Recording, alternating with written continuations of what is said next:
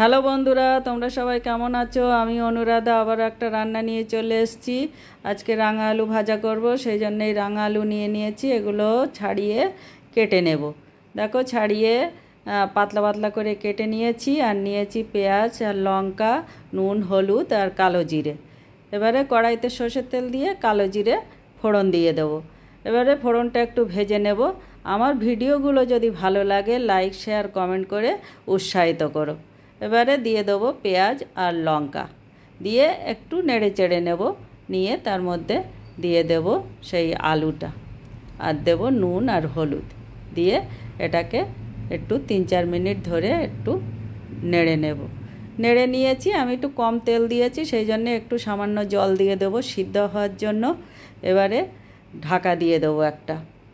দেখো ঢাকা দিয়ে দিয়েছিলাম, দেখো জল সব টেনে নিয়েছে। এইবারে এগুলোকে একটু ভাজা ভাজা করে তারপরে নামাবো। দেখো আলু সিদ্ধ হয়ে গেছে, ভাজা ভাজা হয়ে গেছে। এবার নামিয়ে নেব। রেডি হয়ে গেছে রাঙা আলু ভাজা।